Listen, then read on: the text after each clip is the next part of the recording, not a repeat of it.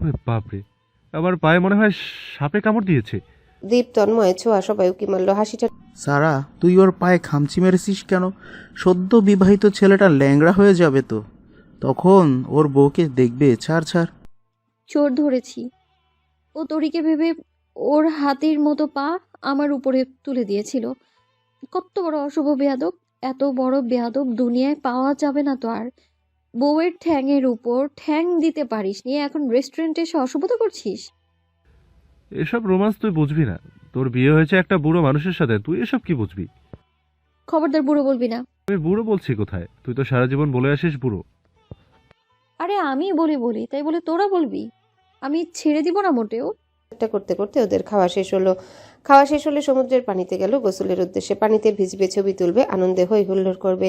আড্ডা দিতে দিতে ওরা সমুদ্রে চলে গেল। কিছুক্ষণ সমুদ্রে দৌড়ঝাঁপের পর তন্ময়ের ছোঁয়া হারিয়ে গেল কোথায় যেন। দীপ বলল, কাহিনী কি ভাই? তন্ময়ের বুকে সমুদ্রের চেয়ে প্রেম উথাল পাথাল করছে, হুটহাট করে হারিয়ে যাচ্ছে সোয়াকে নিয়ে। আগামীকাল সকালে চলে যাবে। এত টাইম পাবে কই আর ঘোরাঘুরির? একটু ঘুরছে, ঘুরুক না। যশোর গিয়ে তো বিয়ে শাদী করে সংসার শুরু করবে, আর ঘোরাঘুরিও হবে না। আমার বাপ আর ছোঁয়ার বাপ হেব্বি ভিলেন ভাই। এই ছোঁয়ার বাপ কি যে ক্যাচার লাগাবে সেই নিয়ে চিন্তায় আছি। ক্যাচাল লাগালে কি হবে? তোর মতো আমরা বুক পেতে দাঁড়াবো। এরই মাঝে বোট এসে বলল। যাবো, চলেন। সারা বোটে উঠে বলল। এ ভাই, আমার ভয় লাগে। বলেই ওরও ওরা ভয় চারজন আছে? বোটে উঠল। হঠাৎ তরি কেমন অস্বাভাবিক আচরণ করছে, মুখে কেমন যন্ত্রণা ছাপ। মৃন্ময় মৃদু কণ্ঠে জিজ্ঞাসা করলো। তরি কিছু লুকাচ্ছে, বলতে পারছে না, কি হয়েছে? কিন্তু পেটে হাত দিয়ে রেখেছে। মৃন্ময় তরির পেটের দিকে তাকিয়ে বলল। পেটে কিছু হয়েছে? তরি অসহায় মুখে মৃন্ময়ের দিকে তাকিয়ে বলল। পেটে খুব ব্যথা। দাঁড়াও, নেমে গিয়ে ব্যথার ঔষধ কিনে দেবো। তরি মাথা নিচু করে বলল। অন্য সমস্যা। মৃন্ময় বুঝলো না, না বুঝে প্রশ্ন করলো। কি সমস্যা? তরি মুখ ভার করে বলল। কিছু না। সমুদ্র দেখা শেষে ওরা তীরে এসে নামলো। তরির যন্ত্রণাদায়ক মুখের দিকে তাকিয়ে মৃন্ময় বলল। কি হয়েছে বলো আমাকে। তরি মাথা নিচু করে আছে। সে ব্যক্তিগত সমস্যা মৃন্ময়কে শেয়ার করতে পারছে না। মৃন্ময় তরির মাথায় হাত বুলিয়ে বলল। আমি তোমার স্বামী হই, লজ্জা বা ভয় পেও না, বলো আমাকে। তরি পেছনে ঘুরে দাঁড়ালো। মৃন্ময় দেখলো তরির পেছনে লাল দাগ হয়ে আছে। বুঝতে বাকি রইল না সমস্যা। মৃন্ময় বলল। ও এই ব্যাপার, এটা নর্মাল ব্যাপার। এত ঘাবড়াচ্ছ কেন আর লজ্জা পাচ্ছ কেন? চলো ফার্মেসির দোকানে। মৃন্ময় তরির হাত ধরে খুঁজে খুঁজে ফার্মেসি বের করলো। মৃন্ময় আগে পরে ধরনের কিছুই কেনেনি, তাই নিজেই অপ্রস্তুত। কিভাবে দোকানদারকে বলবে সেটা ভেবে পাচ্ছে না, কিন্তু তরিকে সেটা বুঝতে দিচ্ছে না। দোকানে গিয়ে দুটো শুকনো কাশি দিয়ে বলল। ভাই শুনেন। দোকানদার খুব ব্যস্ততার সাথে বলল। মৃন্ময় আশেপাশের লোকজনের দিকে তাকিয়ে বলল। সাইডে আসেন। এত মানুষের ভিড়ে বলতে পারবো না, আপনার সাইডে আসা লাগবে। দোকানদার বেশ কৌতূহলী হয়ে জিজ্ঞাসা করলো। মৃন্ময় বিড়বিড় করে বলল। আমার শরম করে। দোকানদার তা শুনে ফেলে বুঝলো নিশ্চয়ই ফ্যামিলি প্ল্যানিং এর কিছু লাগবে। অন্য একজনকে নাপা এক্সট্রা দিতে দিতে বলল। তাইলে ধৈর্য ধরুন। মৃন্ময় বেশ উত্তেজিত হয়ে বলল। আরে ভাই, আমার ইমার্জেন্সি, একটু দ্রুত আসেন না। ভাই এত ভিড় দেখতেছেন, একটু লেট করলেন না? ভাই ততক্ষণে আমি মরে যাব। দোকানদার খানিকটা বিরক্ত হয়ে মৃন্ময়ের কাছে এসে বলল। কি ওষুধ ভাই? মৃন্ময় দোকানদারের কানের কাছে গিয়ে ফিসফিসিয়ে বলল। পেটে ব্যথার। দোকানদার বেশ অবাক হয়ে বলল।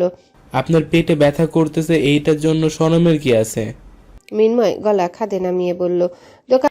আরে ভাই, মেয়েলি ব্যাপার, বুঝতেছেন না? দোকানদার আরেক দফা কৌতূহলী হয়ে জিজ্ঞাসা করলো। এখানে মেয়েলি ব্যাপার কিভাবে এলো? ভাই আমার বউয়ের পেটে ব্যথা। দোকানদার ফিক করে হেসে উঠে বড় একটা প্যাকেট নিউজ পেপার দিয়ে মুড়িয়ে দিল, সাথে এক পাতা ওষুধ দিল। মৃন্ময় প্যাকেটটা ধরে বলল। এটা কি দিচ্ছেন? এত ওষুধ? এতে যা আছে তাও লাগবে, নিয়ে যান। কি আছে? ভাই মেয়েলি ব্যাপার, আপনি বুঝবেন না। জীবনে প্রথমবার মৃন্ময় এমন বোকা বনে গেল। মৃন্ময়ের মুখের দিকে তাকিয়ে তরি মুখ চেপে হেসে ফেলল। কুয়াকাটায় আরো 3 দিন শেষ হলো ওদের। এই 3 দিন ইচ্ছে মতো দাপিয়ে বেরিয়েছে ওরা সবাই। দিন নেই রাত নেই সমুদ্রে ঘোরাঘুরি করেছে। কুয়াকাটার প্রতিটা কর্নার ওরা মুগ্ধ হয়ে দেখেছে, অলিগলি কিছুই বাদ রাখেনি। তবে এই 3 দিনের ভেতরে তন্ময়ের ছোঁয়াকে খুব একটা দেখা গেল না। ওরা সারাক্ষণ একসাথে আছে, কোথায় যাচ্ছে কাউকে কিছুই বলছে না। সারার কাছে একটু সন্দেহ লাগছে, এভাবে সবসময় ওরা একসাথে থাকছে কেন, আড়ালেই বা থাকছে কেন, হুটহাট হারিয়ে কোথায় যাচ্ছে ওরা।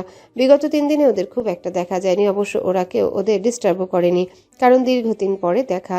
একান্তে কিছু মুহূর্ত উপভোগ করছে, করুক না। যশোরে গেলে তো ওদের বিয়ে, সেই বিয়ে তো শুভকর হবে না। ছোঁয়ার বাবা কি থেকে কি ঝামেলা করলেন তার ঠিক নেই। দেখা গেল জীবনের চরম অশান্তি শুরু হলো। আগামীকাল ভোরে ওরা সবাই যাবে। এদের মাঝে খুব মন খারাপ করে দাঁড়িয়ে আছে সারা। দীপ ভিডিও কলে গার্লফ্রেন্ডকে সমুদ্র দেখাচ্ছে। মৃন্ময় কি সুন্দর একটা বাচ্চাদের হাত ধরার মতো তরিকে নিয়ে ঘুরছে। তন্ময়ের পায়ের উপর মাথা দিয়ে ছোঁয়া শুয়ে আছে। ওদের মাঝে শুধু নিঃসঙ্গ একাকিত্বে ভুগছে একা সারা। যশোর থেকে এখানে আসার পরে রোশন সিদ্দিকী তার সাথে কথা বলেনি, শুধু না হ্যাঁ এর বাইরে উত্তর দেয়নি। একটা দিন বন্ধুদের সাথে থেকেছে বলে খুব একটা বোধ হয়নি সারার, কিন্তু আজ সবার প্রিয়জনের সাথে একান্ত মুহূর্তে দেখে ভীষণ খারাপ হচ্ছে সারার মন। সবাই যখন যার যার প্রিয়জন নিয়ে ব্যস্ত, আনমনে হঠাৎ তার প্রিয় পুরুষের জন্য ভীষণ মন খারাপ হচ্ছে। সবার মাঝে রোশন সিদ্দিকী বেশি কেয়ারিং পারসন। আজ এখানে থাকলে সারা সমস্ত বাচ্চামো সহ্য করতো, সারাক্ষণ তাকে পাহারা দিয়ে রাখতো। মানুষটা কোনোদিনও তার সাথে রাগ করেনি, এবারই প্রথম রাগ দেখিয়েছে। কথা দিয়েছিল আসবে, তাও এলেন না। কতবার সারা ভেবেছে হুট করে রোশন স্যার এসে তাকে সারপ্রাইজ দিয়ে দিবে, কিন্তু না, আসেননি। জীবনের প্রথমবার রোশন সিদ্দিকীকে নিয়ে ভাবনা সত্য হলো না। হঠাৎ সারা সামনের দিকে তাকালো, মনে হলো তার শ্যামসুন্দর পুরুষের মতো একজন হেঁটে আসছে। সারা একবার তাকিয়ে চোখ ফিরিয়ে নিল। সারা জানে এটা তার চোখের ভ্রম, তাই সে চোখের পলক ফেলে আবারও তাকালো, কিন্তু না, এটা ভ্রম নয়। রোশন সিদ্দিকী হেঁটে আসছে, তার দেখায় ভুল নেই। সারা তন্ময় চোখে তাকিয়ে রইল তার প্রিয় পুরুষটির দিকে। Blue jeans, blue T shirt পরে হেঁটে আসছে সামনের দিকে। সারার পেছনে দাঁড়িয়ে আছে মৃন্ময়, তরি, দীপ, তন্ময়, ছোঁয়া। সারা পেছনে তাকালো, দেখলো ওর বন্ধুরা সবাই সারাকে ওরকম অবাক হতে দেখে হাসছে। হাসতে হাসতে বলল, সারপ্রাইজ ছাড়া কি জীবন চলে? কেমন লাগলো সারপ্রাইজটা? তোরা জানতি তাহলে আমায় কেন বললি না? বললে কি সারপ্রাইজ থাকে? রোশন সিদ্দিকী সারার কাছাকাছি আসতে একে একে ওরা সবাই পেছন থেকে টাটা জানিয়ে বিদায় নিল। রোশন সিদ্দিকী সারার সামনে এসে প্যান্টের 2 পকেটে হাত গুজে দাঁড়ালো, ঠোঁটের কোণে সুখের হাসি। সারার চোখ জোড়ায় পানি ছলছল করছে, ছলছল চোখে বলল, আপনি কি সত্যি এসেছেন? রোশন সিদ্দিকী সারার গালে হাত দিয়ে বলল, না, আসেনি। না, আসলে আমার গালে আপনার স্পর্শ আমি অনুভব করতে পারতাম না। রোশন সিদ্দিকী ফিসফিসিয়ে বলল। হয়তো সত্যি এসেছে। সারা অভিমানী কণ্ঠে বলল, আমি যে এতবার জিজ্ঞেস করলাম আপনি কি আসবেন, আপনি তো আসতে রাজি হলেন না। একবারও তো বললেন না আপনি আসছেন। না, আসেনি, হয়তো সত্যি এসেছি। তাহলে আমাকে বললেন না কেন? কত মন খারাপ করেছি জানেন। রোশন সিদ্দিকী একটু ঝুঁকে বলল। না, জানি না তো।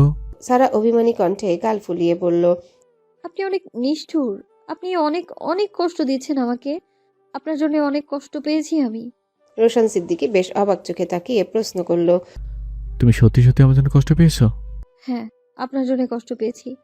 একটা কথা বলতে না পেরে আমার ছটফট লাগছিল, মনে হচ্ছিল আমি কষ্টে মরে যাব। রোশন সিদ্দিকী কিঞ্চিত হেসে জানালো। সব কষ্ট নিবারণ করার জন্য তো চলে এসেছি। সারা আবারও গাল ফুলিয়ে প্রশ্ন করল, আপনি কেন রাগ করেছিলেন আগে বলুন। সব বলবো, তবে এখন নয়। সারা এবারে কেঁদে ফেলে বলল। দেখুন, আমি যা করি না কেন, আমাকে ছেড়ে যাবেন না আপনি। রোশন সিদ্দিকী সারার হাত শক্ত করে চেপে ধরে বলল, তোমার প্রতি আমি কতটা দুর্বল তুমি নিজেও জানো না। জানলে অকারণে এসব ভাবতে না। একটা কথা মাথায় রেখো, তোমার ভালোর জন্য। সারা হুহু শব্দে কেঁদে উঠে বলল, আমি আর কোনোদিনও বন্ধুদের সাথে ঘুরতে যাব না, ওদের সাথে কথাও বলবো না, তাও আমায় ছেড়ে যাবেন না প্লিজ। রোশন সিদ্দিকী আবারও মৃদু হেসে বলল, আমি টেনশনে তোমার বন্ধুদের ভুল বুঝছিলাম। এজন্য সারা জীবন নিজেকে অপরাধী ভাববো। কেউ একজন তোমার আর তার কুলো ছবি পাঠিয়েছিল আমাকে, ছেলেটার মুখ ঢেকে রাখা। আমি ভেবেছিলাম তোমার বন্ধুদের সাথে কারোর সাথে তোলা ছবি কিনা, পরে ভাবলাম ছবিটা এডিট করতে পারে। হঠাৎ সারার মুখ টেনশনে কালো হয়ে গেল। রোশন সিদ্দিকী সারার মুখের দিকে তাকিয়ে বলল, আগে যদি তুমি এক বাচ্চার মা হয়ে থাকো, রোশন সিদ্দিকী তার সারা সিদ্দিকীকে ছাড়বে না, প্লিজ কুল। বলেই রোশন সিদ্দিকী সারার আঙ্গুলে ভাঁজে আঙ্গুল রাখলো, বেশ শক্তভাবে চেপে ধরলো সারার হাত। নিমিষে কেঁপে উঠল সারার আত্মা। প্রিয় পুরুষের হাতের স্পর্শ যেন পৃথিবীর সমস্ত ভালো লাগাকে হার মানায়। ভালো লাগায় দুলে উঠল সারার হৃদয়, যেন কত শতাব্দী পরে তার শ্যাম সুন্দর পুরুষের হাতের স্পর্শ পেয়েছে। স্পর্শ যেন স্বর্গীয় অনুভূতির সমান। সে তারা সুরের ন্যায় সমস্ত শরীর বাঁচতে থাকে। রোশন সিদ্দিকী সারার মাথাটা নিজের কাঁধের উপর রাখলো, সারার কপালে একটা চুমু দিয়ে বলল, তুমি, আমি আর সমুদ্র, এর চেয়ে সুন্দর মুহূর্ত আর কি হতে পারে? তবে তোমার প্রতি আমার প্রেম এই মহাসমুদ্রের চেয়েও গভীর। সারা, কেটে গেল 7 দিন। ব্যালকনিতে বসে কফি খাচ্ছে রোশান সারা। এমন সময় রোশান সিদ্দিকীর মা তার ফোন দিয়ে জানান ওশান বিয়ে করে এনেছে একা একা। বাড়িতে মেয়েপক্ষের লোকজন ঘেরা করেছে। অনেক ঝামেলা হচ্ছে। রোশান যেন বাড়িতে যায় দ্রুত। আজ 6 মাস পর রোশান সারা তাদের বাড়িতে যাচ্ছে। নিজের মায়ের সাথে এক প্রকার অভিমান করে সারার হাত ধরে বাড়ি ছেড়ে চলে এসেছিল রোশান সিদ্দিকী। বাড়ি ছেড়ে আসার পর তার মা অসংখ্যবার তাকে ফোন দিয়েছিল বাড়িতে ফিরে আসার জন্য, অথচ সারাকে ফোন করে খারাপ খারাপ কথা শুনিয়েছে। সারার মা বাবাকে পর্যন্ত ফোন করে আজে বাজে কথা শুনিয়ে ছেড়েছে। মাঝে মাঝে সারার ভীষণ কষ্ট পেয়েছে, কিন্তু রোশান সিদ্দিকী সেই কষ্ট ভুলিয়ে আবারও সারাকে হাসিয়েছে। ছোট্ট একটা ব্যাগে সারার কয়েকটা 3 পিস ঢুকালো। রোশান সিদ্দিকী এই ব্যাগ দেখে ভ্রুকুচকে জিজ্ঞাসা করলো। ব্যাগ কেন? সারা হাসি খুশি মুখে বলল। কতদিন পরে যাচ্ছি, তা থাকবো না। রোশান সিদ্দিকী গম্ভীর কণ্ঠে বলল। নো, যাবো আর ব্যাক করবো ব্যাস। আম্মু ফোন দিয়ে রিকোয়েস্ট করেছে, না হলে যেতাম না। দেখা গেল কুলঙ্গারটার জন্য বাবা বা দাদু সমস্যায় পড়লো, সেজন্যই শুধু যাচ্ছি, নইলে আমি যেতাম না। সারা মুখ কাচুমাচু করে বলল। প্লিজ নেই না 2টা 3 পিস। দেখা গেল ওখানে কি পরিস্থিতি হলো, থেকে আসা লাগলো, তখন কি করব? রোশান সিদ্দিকী মুখ গম্ভীর করে বলল। যা ইচ্ছে করো, আমি নিচে বাইক বের করেছি, দ্রুত এসো। রোশান সিদ্দিকী নিচে নামার সময় তরির বাবা কয়েকবার ডাকলেন, কিন্তু রোশান সিদ্দিকী ফিরেও তাকালো না। তরির বাবা আজ একটু খেপে গেলেন। রাগান্বিত কণ্ঠে বললেন। আপনাকে ভদ্রলোক ভেবেছিলাম, বিশ্বাস করে আমার মেয়েকে ছেড়েছিলাম। 1 সপ্তাহ হয়ে গেল, আমার মেয়ের আর কোনো সন্ধান নেই। আজকের মাঝে আমার মেয়েকে হাজির করবেন।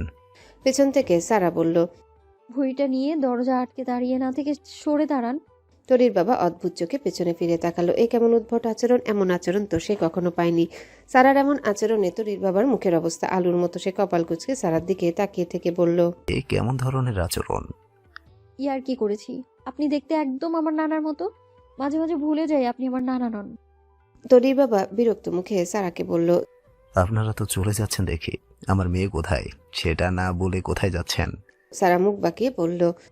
এমন ভাবে মেয়ে মেয়ে করছেন যেন মেয়েকে কত ভালোবাসেন। কাল আপনার মেয়ে আর জামাই আসবে, জামাইয়ের জন্য চেইন বা আংটি কিছু বানিয়েছেন? এমন সময় দিশা এসে বলল। সেটা আমরা বুঝবো, তরি কোথায় আগে সেটা বলো। সারা সিঁড়ি দিয়ে নামার সময় বলল। তোমার এক্স বয়ফ্রেন্ডের সাথে ভেগে যায়নি তোরি? এত টেনশনের কিছু নেই। সারার হাতে ব্যাগ দেখে দিশা বলল। তুমি একা যাচ্ছ নাকি উনিও? সারার হাত থেকে ব্যাগ ফেলে দিল সিঁড়িতে। দিশার দিকে আঙ্গুল উঁচিয়ে বলল। উনি মানে কি? এ অভদ্র মহিলা উনি মানে কি? হ্যাঁ, তোমার উনি এই যে ভুঁড়িয়ালা নানা, নট রোশন সিদ্দিকী। আর একবার যদি রোশন সিদ্দিকের দিকে নজর দিস, আমি তোর ছবি তুলে ফেসবুকে পোস্ট করে দিব আর লিখব চরিত্রহীন মহিলা আমার জামাইয়ের পিছ পিছ ঘুরে বেড়াচ্ছে আর পাত্তা দিচ্ছে না সে। আচ্ছা, অভদ্র তো তুমি। সে কি তোমার স্বামীর দিকে নজর দিছে? নিচ থেকে রোশন সিদ্দিকী বাইকের হর্ন বাজাচ্ছে। সারা নেমে যেতে যেতে বলল। কচি মেয়ে বিয়ে করে তো আপনার কোনো হুঁশই নেই। এমন একটা ভং ধরেছেন যেন মেয়েকে কত ভালোবাসেন। আমি ফিরে আসি, আপনার জন্য ধামাকা অপেক্ষা করছে। বলেই সারা চলে গেল। তরির বাবার একটা খটকা লাগছে। ওরা তোরেকে কার সাথে বিয়ে দিল, তখন মেয়েকে বোঝা মনে করে ওদের হাতে ছেড়ে দিলাম। সত্যি বিয়ে দিয়েছে কি না এটা জানলেই আমার শান্তি। ওই ছেলের সাথে আবার ভেগে না যায়, আমার চিন্তা তো ওদের বোঝাতে পারছি না। রাত 10টা বাজে। রোশন সিদ্দিকী বাইক গিয়ে থামলো তাদের উঠোনে।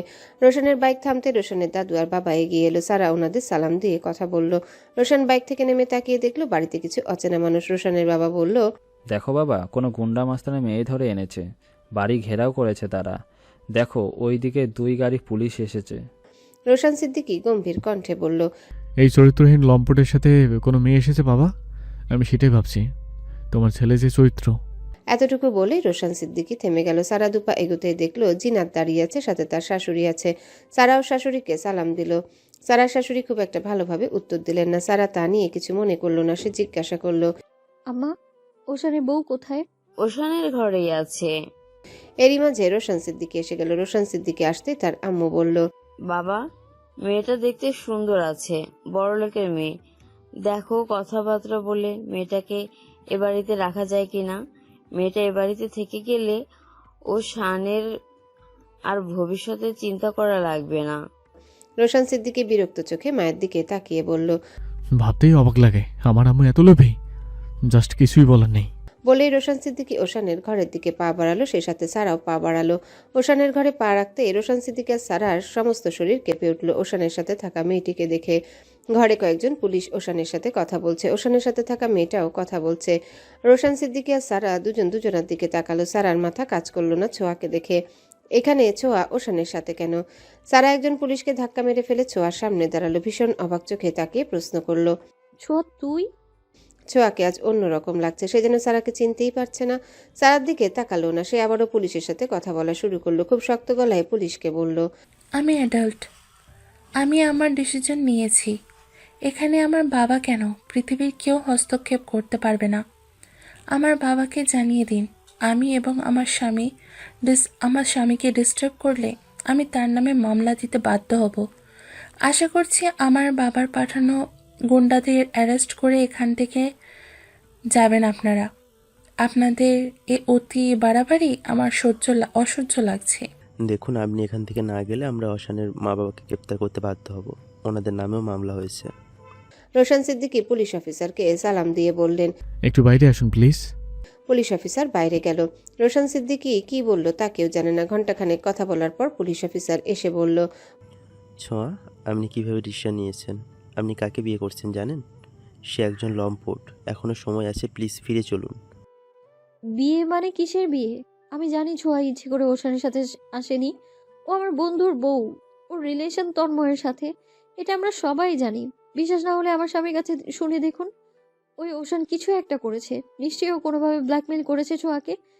আমি চিনি ছোঁয়াকে, ওর রুচি এতটা নিচে নামবে না। তাছাড়া কেন, কিসের জন্য ও ওশানের সাথে আসবে? ওশান একটা লম্পট। আপনি এতটা উত্তেজিত হলে তো হবে না। আমরা বান্ধবীর কাছে শুনে দেখুন সে কি বলে। আমি ওর কাছে কি শুনবো? আপনি এই ওশানকে ধরে নিয়ে রিমান্ডে দেন, এই সব সত্যি বের হয়ে আসবে। এই ওশানই সব করেছে। পুলিশ অফিসার ছোঁয়াকে বলল, এখন কি নিজের বান্ধবীর নামেও মামলা দেবেন মিস ছোঁয়া? নিজের বাবার নামে তো দিতে চাইলেন। আপনার বান্ধবী তো প্রচুর কনফিডেন্স আপনাকে নিয়ে। সেই কনফিডেন্সকে নোবেল ছুঁড়ে দিন আপনার মুখটা খুলে। সারা পুলিশ অফিসারের প্রতি বিরক্ত হয়ে বলল, বুঝলাম না আপনারা কেন ওকে প্রেশার দিচ্ছেন। ও কি এসবে জড়িত নাকি? বললাম না এই ওশানকে নিয়ে কিছু করেন। ওশান বিরক্ত হয়ে সারাকে বলল, ভাবি, ভদ্রভাবে কথা বলো। আমাকে নিয়ে অনেক কিছু বলে যাচ্ছ, আমি সহ্য করছি কিন্তু। সারা ছোঁয়াকে বলল, এই ছোঁয়া, তুই কিছু বল, তুই সত্যিটা বলে দে। রোশন স্যার তোকে সেভ করবে, প্লিজ বল কিছু। তুই শুধু একবার মুখ খোল। ওই ওশান লম্পটকে পুলিশ কি করে দেখিস তুই। ছোঁয়া চোয়াল শক্ত করে বলল, এবার একটু থামবি সারা? সব সময় বালপাকনামি করিস তুই। বাচালের মতো অতিরিক্ত কথা বলা অভ্যাস শুধু। তুই কি আমার গার্ডিয়ান এত কথা বলছিস? তোকে আমি ডেকেছি এখানে মাসিমাগিরি করে আমার গার্ডিয়ান সাজতে? তো তোরও যে বয়স আমারও সে বয়স। তোকে একবারও বলেছি মাতব্বরি করতে? সব সময় ভাবিস তুই যা বলছিস তোর পাকনামি সব ঠিক। শোন সারা, এটা আমার লাইফ, আমার ডিসিশন। আমি ভালো মন্দ তোর চেয়ে ভালো বুঝি। একটু নাক গলাবি না আমার ব্যাপারে। বিরক্ত করো যত সব। সারার সর্বাঙ্গ যেন স্তব্ধ হয়ে গেল। সে অপলক দৃষ্টিতে তাকিয়ে রইল ছোঁয়ার দিকে। মুহূর্তের মাঝে দু চোখের তারা পানিতে ভরে গেল। স্মৃতির পাতায় ভেসে উঠল অতীতের মিষ্টি মধুর সম্পর্কের কথা। সম্পর্কটা এমন ছিল যেন দুই দেহে এক প্রাণ। সারার চোখ জোড়া পানিতে ভরে উঠল, চোখ জোড়া দিয়ে দুফোঁটা পানি গড়িয়ে পড়ল। একদিন কলেজ থেকে সারাকে একটা বাজে কথা বলেছিল একটা মেয়ে, যার ফলে ছোঁয়া তার সাথে অনেক ঝামেলা করে গায়ে পর্যন্ত হাত তুলেছিল। সবসময় সারার পছন্দের পোশাক পরেছে ছোঁয়া, সারার পছন্দের খাবার খেয়েছে, সারার পছন্দের জায়গায় ঘুরতে গিয়েছে। কোথাও ঘুরতে গেলে সারার পছন্দের সব করেছে, সব কিছুতে সারাকে আগে গুরুত্ব দিয়েছে। সারার স্মৃতির পাতায় ভেসে উঠল পুরনো আরও অনেক স্মৃতি। দুই বন্ধুর যতবারই দেখা হয়েছে দুজন দুজনকে খুব শক্তভাবে জড়িয়ে ধরেছে। ম্যাচিং ড্রেস বাদ দিলে ওদের কোনো ড্রেস নেই বলা চলে। দুজনা হেসেছে, গান গেয়েছে, ঘাড়ের উপর হাত দিয়ে হেঁটেছে। একজনের হাতের আঙ্গুলের ভাঁজে আরেকজন হাত দিয়ে হেঁটেছে। এক বেঞ্চে ছাড়া দুজন বসেনি, বসেছে একসাথে, চলেছে একসাথে। কত হাসাহাসি দুজনে করেছে তার ঠিক নেই। জীবনে দ্বিতীয় কোনো নারী বন্ধু নেই ওদের। আজ ছোঁয়ার এই ব্যবহারটা বিশ্বাস করতে কষ্ট হচ্ছে সারার। হৃদয়টা ভেঙে চূর্ণ বিচূর্ণ হয়ে যাচ্ছে তার। রোশান সিদ্দিকী দূর থেকে দেখছে, সারার সর্বাঙ্গ কাঁপছে। রোশান সিদ্দিকী বুঝতে পারল ছোঁয়ার সামান্যতম খারাপ আচরণ সারা সহ্য করতে পারে না। সেখানে ছোঁয়ার করা এমন আচরণ ভালোভাবে নিতে পারেনি। সারা এখনই অসুস্থ হয়ে পড়বে। রোশান সিদ্দিকী ছুটে এসে সারার হাতটা ধরল, শান্ত গলায় বলল, প্লিজ সারা, কুল। সারা রোশন সিদ্দিকের দিকে তাকালো, দু চোখে পানিতে ভর্তি। হাউমাউ করে কেঁদে দিল। রোশন সিদ্দিকের দিকে তাকিয়ে কেঁদে কেঁদে বলল, আমাকে কি সব বললো দেখলেন? আমার না বিশ্বাসই হচ্ছে না এটা সেই মেয়ে যাকে প্রথম দেখায় আমার বোন লেগেছিল, আমার সুখের কারণ লেগেছিল। দ্বিতীয় কোনো বন্ধুর প্রয়োজন পড়েনি আমার জীবনে।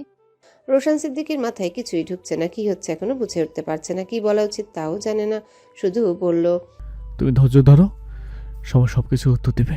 সারার যে হৃদয় ফেটে যাচ্ছে, চোখের পানি যে হৃদয়ের ভয়াবহ আর্তনাদে সেটা স্পষ্ট ফুটে উঠেছে। মনের মাঝে যখন ভয়ানক কষ্ট হয় তখনই মানুষ এভাবে কাঁদে। কিছুক্ষণ কান্নাকাটির পর নিজের চোখে পানি মুছল, ছোঁয়াকে একটা জোরে ধাক্কা মারলো, মেরে বলল, ওশানকেই যদি ভালোবাসিস তাহলে তন্ময়ের সাথে কি ছিল? কিছুই না, তন্ময় আমার জাস্ট ফ্রেন্ড। সারা শক্ত গলায় বলল, একদম মিথ্যা কথা বলবি না ছোঁয়া, তন্ময় আমার ফ্রেন্ড। কিন্তু তোর শুধু ফ্রেন্ড নয়, তন্ময় তোর ফ্রেন্ডের থেকেও অনেক কিছু। ছোঁয়া বিরক্ত গলায় বলল, আমি কি তোর কানে কানে গিয়ে বলেছি আমার ফ্রেন্ডের থেকে বেশি কিছু? সারা খুব রেগে গিয়ে বলল, তুই আমার কানে কানে বলিসনি মানে? 100 বার আমাকে বলেছিস তন্ময়কে ভালোবাসিস বলেই আমাকে নিয়ে কুয়াকাটা গিয়েছিস, তন্ময়ের সাথে ঘুরেছিস, তারপরেও বলবি তুই আমার কানে কানে বলিসনি? তাছাড়া সব কিছু কি কানে কানে বলা লাগে? আমি কি একা ঘুরেছি, তুই ঘুরিসনি? হ্যাঁ আমি ঘুরেছি, তন্ময়ের কোলে মাথা রেখে ঘুমোইনি, হাতে হাত রেখে হাঁটিনি, তন্ময়ের সাথে ঘন ঘন কোথাও হারিয়ে যায়নি, বারবার গালে তুলে খাইয়ে দেয়নি। এগুলো তুই করেছিস, ভালো করে মনে করে দেখ। তুই তন্ময়কে চুমুও খেয়েছিস, তুই তন্ময়কে স্বপ্ন দেখিয়েছিস, বিয়ের স্বপ্ন, ভালোবাসার স্বপ্ন। তন্ময় তোকে ক্ষমা করলেও আমি তোকে ক্ষমা করবো না ছোঁয়া।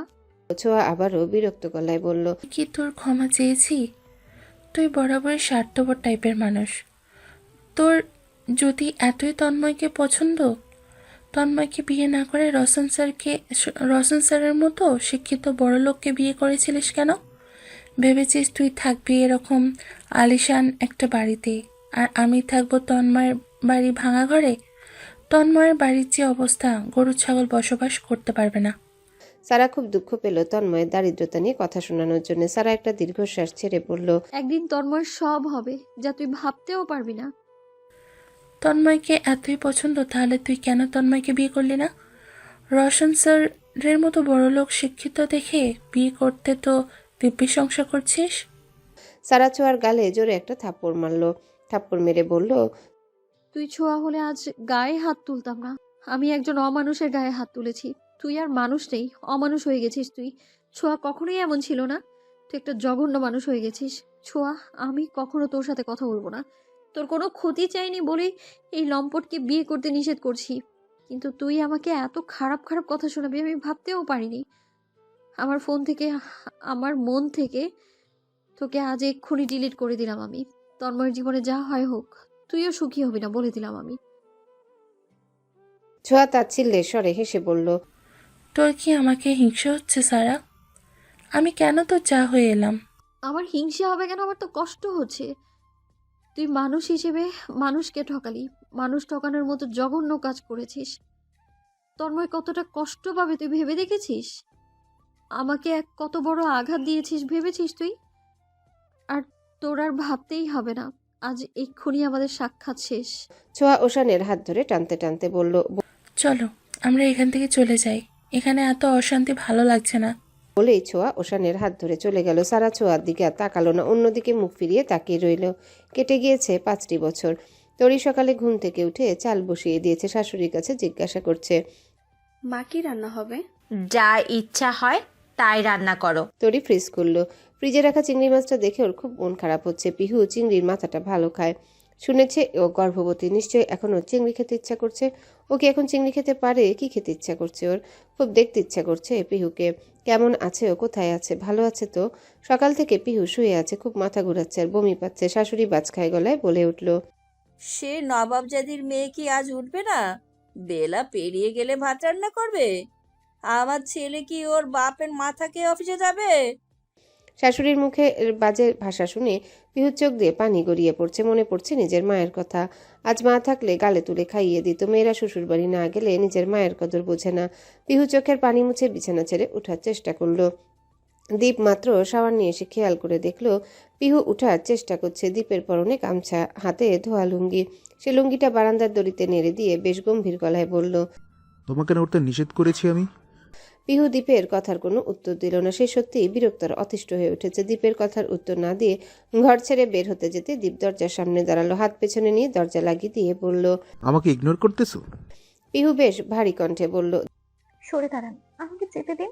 দীপ পিহুর কোমরে হাত রাখলো, পিহুর কোমর জড়িয়ে ধরে বলল। কোথায় যাবে?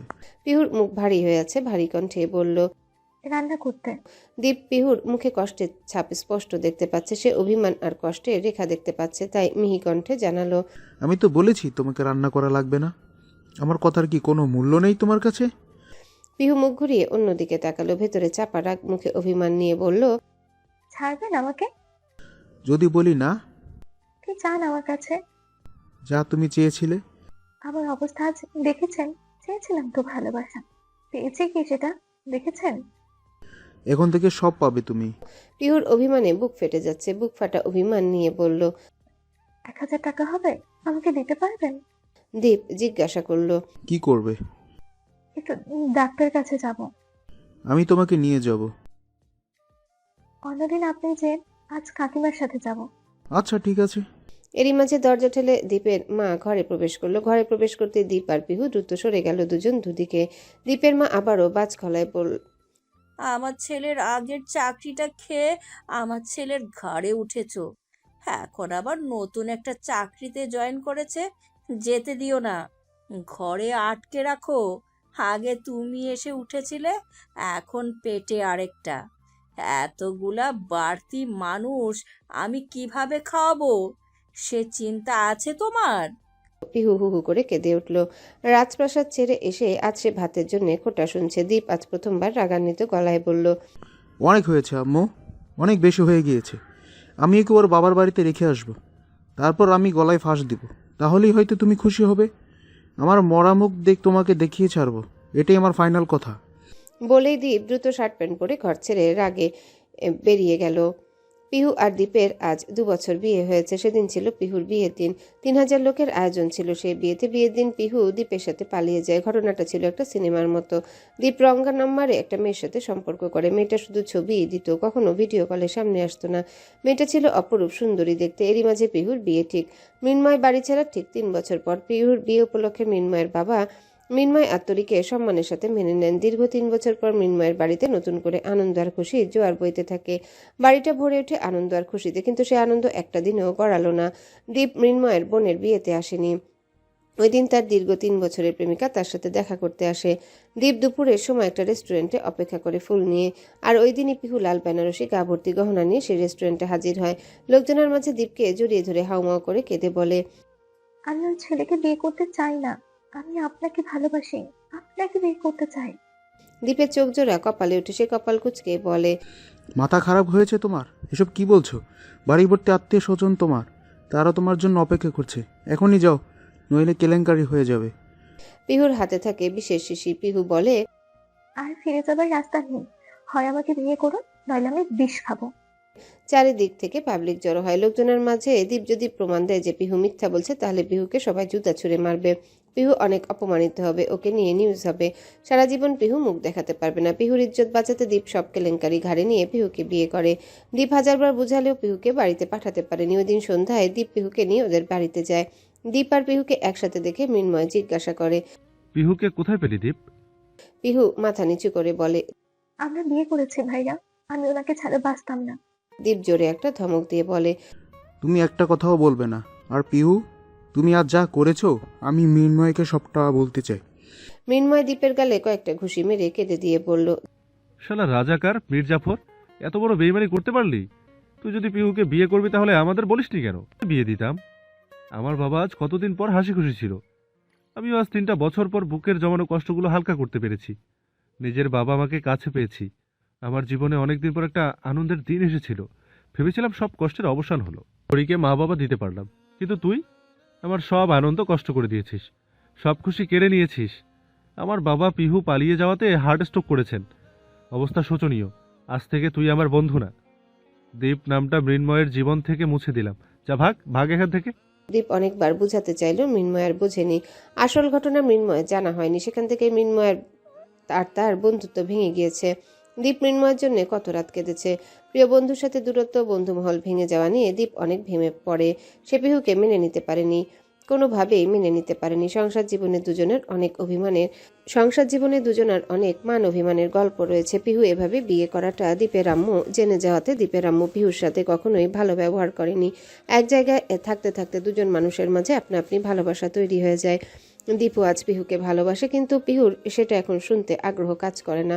অনাকাঙ্ক্ষিতভাবে শারীরিক সম্পর্ক হয়েছিল তাদের 2 মাস আগে, যার ফলাফল পিহু আজ প্রেগনেন্ট। দীপ যেমন মৃন্ময়কে চেয়েও বোঝাতে পারেনি তার দোষ নেই, পিহুও দীপকে চেয়েও বোঝাতে পারেনি রং নাম্বারে তার সেই প্রেমিকাটি পিহু। তন্ময় একটা বিশেষ কাজে ঢাকা এসেছিল। ঢাকা থেকে সে বিমানে করে যশোরে পৌঁছাবে। সকাল 8টায় তার ফ্লাইট। এরই মাঝে একটা বাচ্চা ছেলে, দেখতে রাজপুত্রের মতো হবে, পরনে কালো ব্লেজার আর প্যান্ট। বাচ্চা মানুষকে এমন পোশাকে আরো রাজকীয় দেখাচ্ছে, দেখেই বোঝা যাচ্ছে কোনো ধনী দুলাল। বাচ্চাটা এলোমেলো ছুটতে ছুটতে এসে তন্ময়ের পায়ের কাছে পড়ল। তন্ময় দ্রুত বাচ্চাটিকে ফ্লোর থেকে তুলে কোলে নিল। বাচ্চাটা ঠোঁট ফুলিয়ে কেঁদে দিল। বাচ্চাটার দিকে তাকিয়ে তন্ময়ের বুকের ভিতর ভয়ানক বাড়ি মেরে উঠল। এটা কিভাবে সম্ভব? বাচ্চাটা দেখতে হুবহু তন্ময়ের মতো, একদম হুবহু তন্ময়ের মতো দেখতে। এ যেন হুবহু তন্ময়ের কার্বন কপি। তন্ময় বাচ্চাটার থেকে চোখ সরাতে পারছে না। কেমন যেন তন্ময়ের পোশাকের সাথেও বাচ্চাটার পোশাক মিলে গিয়েছে। বুকের মাঝে এমন অস্বাভাবিক কম্পন হচ্ছে কেন তন্ময়ের? তন্ময় কাপা কণ্ঠে ছেলেটিকে জিজ্ঞাসা করল, নাম কি তোমার পাপ্পা? ছেলেটি কান্না থামালো। কান্না থামিয়ে উত্তর দিল। নয় শুনে তন্ময় আরো থমকে গেল। বুকের ভেতরে কম্পন আরো বেড়ে গেল। এটা কিভাবে সম্ভব? নামের মিল, চেহারার মিল। তন্ময়ের খুব জানতে ইচ্ছা হলো বাচ্চাটা কার, কেনই বা এত মিল তাদের দুজনের। নিশ্চয়ই কোথাও না কোথাও কোনো মিল আছে। এরই মাঝে একটা মহিলা এসে বলে, তনয় বাবা, তুমি এখানে? আমি আর তোমার মাম্মি খুঁজে হয়রান হচ্ছি। তন্ময় মহিলাটির দিকে ঝাঁপিয়ে গিয়ে পড়ে বলল। আপনার ছেলে? মহিলাটি তনয়কে কোলে নিয়ে বলল, ছেলেটা খুব দুষ্ট হয়ে গিয়েছে। প্রথমবার বাংলাদেশে আসছে তো, এয়ারপোর্টে নেমেই ছুটে চলে এসেছে। তন্ময় ভারী কণ্ঠে জিজ্ঞাসা করল, মা, আমার ছোঁয়াকে লাগবে না। বলেই চলে গেল। তন্ময়ের অনেক কিছু জানার আছে, অনেক প্রশ্ন করার আছে, কিছুই করলো না। কেমন হতবিহ্বলের মতো হয়ে আছে। মহিলাটি বাচ্চাটিকে কোলে নিয়ে যেদিকে গেল, তন্ময় 1 পা 2 পা করে সেদিকে এগোলো। মহিলাটি যখন গাড়িতে উঠল তখন গাড়িতে একজন মহিলা বসে আছে। গাড়িটি যখন ছেড়ে দিল, তন্ময় দেখলো গাড়িতে অন্য যে মহিলা বসে আছে সে ছোঁয়া। তন্ময় ছোঁয়ার গলা জড়িয়ে ধরে আছে। তন্ময়ের পুরো পৃথিবী যেন কাঁপতে থাকলো। সারা দুনিয়া নিয়ে ঘুরছে তন্ময়ের। ছোঁয়া, তার মানে ছোঁয়া এই বাচ্চার মা। তন্ময় দুশ্চিন্তায় মাথায় চুলে হাত বোলালো। ছোঁয়ার বাচ্চা ওর মতো কেন দেখতে হলো? এটা কেমন শাস্তি? এটাও তন্ময়ের জন্য শাস্তি। এত বছর পর কেন আবারও সেই পুরনো অতীত তার সামনে এলো? সে কোনোদিনও ছোঁয়ার মুখ দেখতে চায়নি, তাও কেন সামনে এলো? এমন একটা বাচ্চা তো তার আর ছোঁয়ারও হতে পারত। কুয়াকাটায় 5 বছর আগে ছোঁয়া একটা হুজুর ডেকে 1000 টাকা কাবিনে বিয়ে করেছিল। তন্ময়কে বলেছিল কাউকে না জানাতে, সবাইকে যশোরে গিয়ে সারপ্রাইজ দিবে। কুয়াকাটা সেই কয়দিনে অনেকবার ওদের শারীরিক সম্পর্ক হয়েছে, যেখানে ছোঁয়া ঘনিষ্ঠ হওয়ার আগে আদুরে গলায় বলতো, আমি তোমার সন্তানের মা হতে চাই তন্ময়, একটা কিউট তন্ময় আমার হোক। সে ভয়ানক স্মৃতি ভুলতে না পেরে ছোঁয়া ওশানকে বিয়ে করলে। তন্ময় ওর মাকে পাঠিয়েছিল। তন্ময়ের মা ছোঁয়াকে বলেছিল, মা, আমি তন্ময়ের মা। আমার ছেলেটা তোমাকে অনেক ভালোবাসে মা। আমি জানি না তোমার কি হয়েছে, তুমি কেনই বা আমার ছেলেকে এত বড় কষ্ট দিলে। আমি তো মা, আমার কেন যেন বিশ্বাস হচ্ছে না ইচ্ছা করে আমার ছেলেকে কষ্ট দিয়েছো। যাই হোক না কেন, চলো মা আমার সাথে। আমার ছেলে, আমি তোমাকে হাসতে হাসতে গ্রহণ করে নিব। ছোঁয়া বেশ রাগান্বিত গলায় বলল, বা আন্টি, আমার বাবার টাকা আছে দেখে ছেলেকে শাসন না করে বড়লোকের মেয়ে পিছে লাগিয়ে দিয়েছেন। ভেবেছেন বিয়ে করলে আমার বাবার করা আলিশান বাড়িতে আপনি, আপনার ছেলে আর সবাইকে নিয়ে গিয়ে উঠতে পারবেন, তাই না? আপনাদের সেই স্বপ্ন কোনোদিনও পূরণ হবে না। ছেঁড়া কাঁথায় শুয়ে লাখ টাকার স্বপ্ন দেখবেন না। এত লোভ কেন আপনাদের? তুমি সত্যিই বড় লোকের মেয়ে কিনা আমি জানতাম না। তন্ময় আমাকে কখনো বলেনি তোমার বাবার কত টাকা আছে। আমি চিনি আমার তন্ময়কে।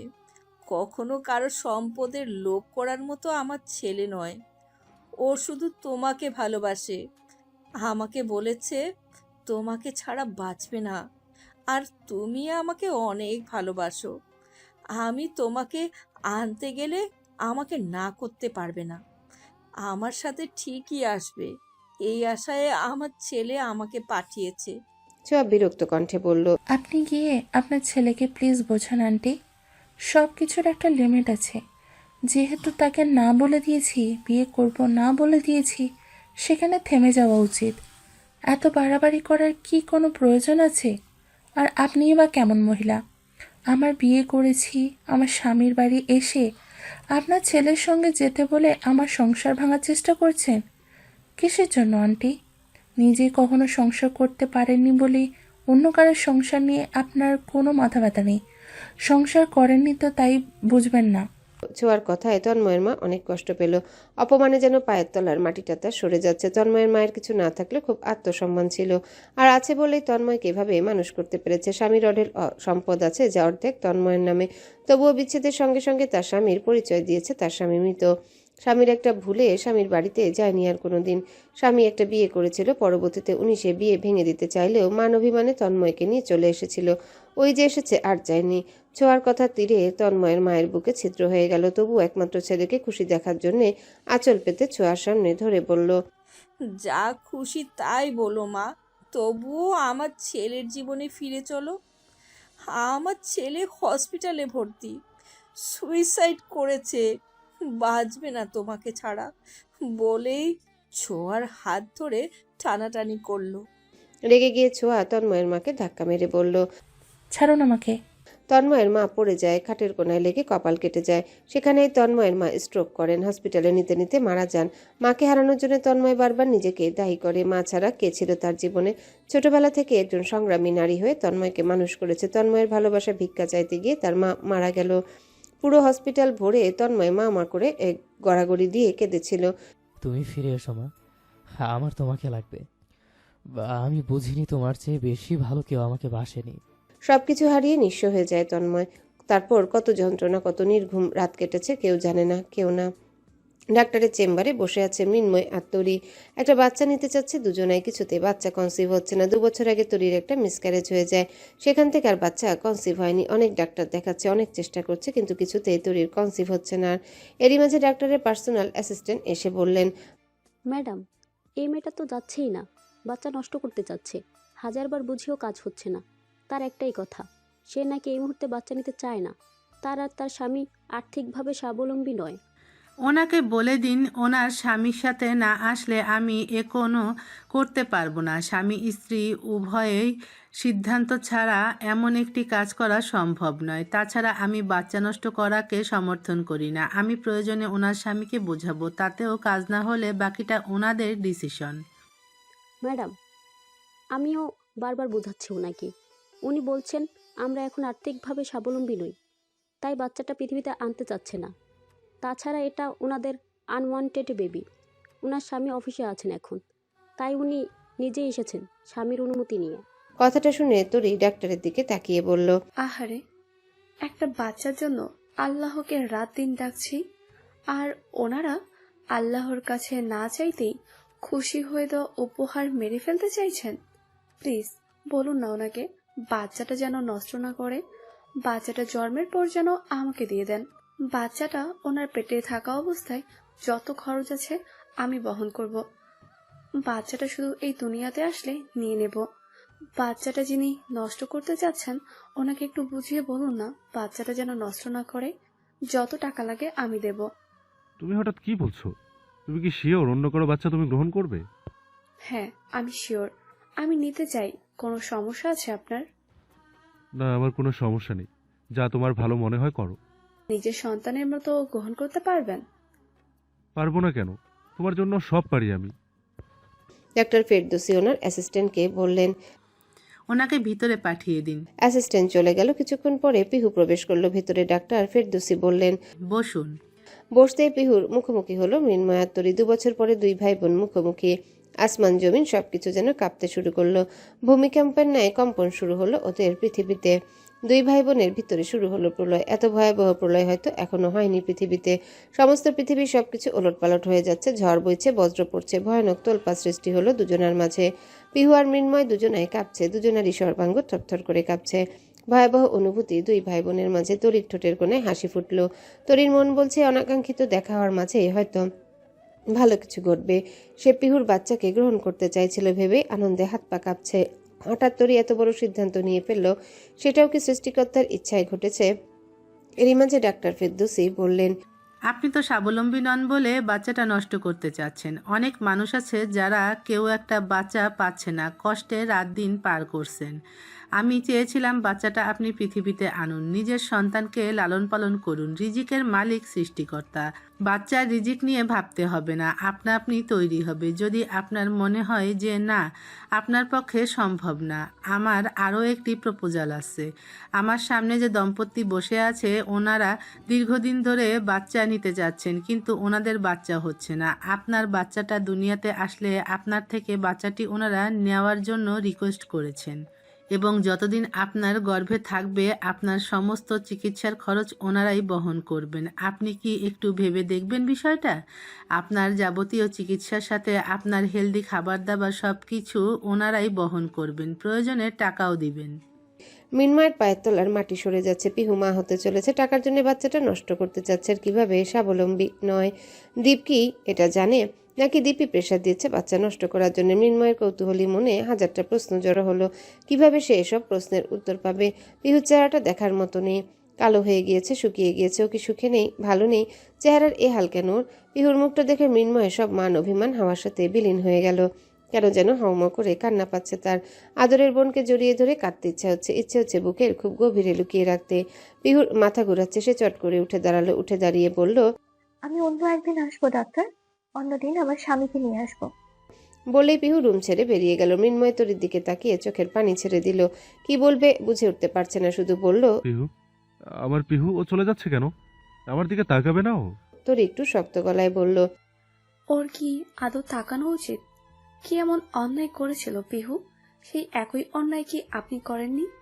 আপনিও তো আমাকে ভালোবেসে নিজের বাবার অবাধ্য হয়ে বাড়ি ছেড়েছিলেন, বাবার মুখে মুখে তর্ক করেছিলেন। আপনার বাবা কি সেদিন কষ্ট পায়নি? যেদিন পিহু একটা ভুল করলো, সেদিন আপনার মনে হলো বাবা কষ্ট পেয়েছে? সেদিন আপনার বাবার প্রতি দরদ উতলে উঠল? ভুলে গিয়েছেন আমাদের জন্য পিহু কি কি করেছিল? মৃন্ময় চোখের পানি ফেলে বলল, আমি তো যা করেছিলাম বাবাকে জানিয়ে করেছিলাম। বাবা আমার জন্য কষ্ট পেয়েছিল, আমি ভেবেছিলাম বাবাকে আর কোনোদিন কষ্ট পেতে দিব না। বাবা খুশি মনে তোমার আর আমার অনুষ্ঠান আয়োজন করেছিলেন পিহুর বিয়ের দিন। বাবা লাখ লাখ টাকা খরচ করেছিলেন, সব আত্মীয়দের দাওয়াত দিয়েছিলেন। খুব খুশি হয়েছিলেন বাবা সেদিন। দীপ আর পিহুর একটা ভুলের সেদিন বাবা সমস্ত আত্মীয়দের সামনে আবারও সম্মান হারিয়ে স্ট্রোক করেন। কি করতাম আমি? আমার কি নিজের বন্ধুর উপর অভিমান হবে না বলো? সেই বন্ধু যে আমাকে একবার বললেই বাবার বিরুদ্ধে গিয়ে পিহুকে ওর হাতে তুলে দিতাম। কেন একটু ভরসা করলো না? কেন করলো না? আমার কি অভিমান হবে না? তরির চোখে দিয়েও পানি পড়ছে। তরি সবটা বুঝেছে। সে চাইছে যে কোনোভাবে পিহু আর দীপকে মৃন্ময়ের সাথে মিলিয়ে দিতে। তরি চোখের পানি মুছে বলল, এখন এসব কথা বলার সময় নয়। আপনি কি আজও পিহুকে আটকাবেন না? আজও পিহুকে ডাকবেন না? আজ যেভাবেই হোক পিহুকে ফিরিয়ে নিয়ে চলুন। ওর দিকে তাকিয়ে দেখেছেন বাড়িতে মা বাবার অবস্থা রেখেছেন? ওনারা কেন অসুস্থ বোঝেন না? পিহুকে দেখার জন্য। পিহুই ওনাদের মেডিসিন। আজ পিহুকে যদি না ডাকেন, আপনার সঙ্গে থাকবো না আমি। আমিও যখন আপনার সাথে দূরে ছিলাম, এই পিহু হাজারবার আমাদের সাথে যোগাযোগের চেষ্টা করেছে, সবসময় পাশে থেকেছে। ঘরে খাবার থাকতো না, ওর জমানো টাকা দিয়ে বাজার করে দিয়ে গেছে। আর আপনি কি করেছেন ওর জন্য? আপনার মতো একটা বেইমান ভাই থাকার চেয়ে না থাকা অনেক ভালো। আপনি কত বড় বেইমান ভেবে দেখেছেন? তরি ইচ্ছে করেই আজ এত কিছু বলেছে। তরি জানে মৃন্ময় ভালো নেই, ওর সিগারেটের মাত্রা বেড়েছে, ভেতরটা ছিন্ন ভিন্ন হয়ে আছে। দীপ আর পিহু ছাড়া কত কষ্টে আছে সেটা তরি ছাড়া কেউ জানে না। তরি পিহুর পিছনে থেকে গিয়ে জড়িয়ে ধরে বলল, আর আমি তোমাকে কোথাও যেতে দেব না পিহু।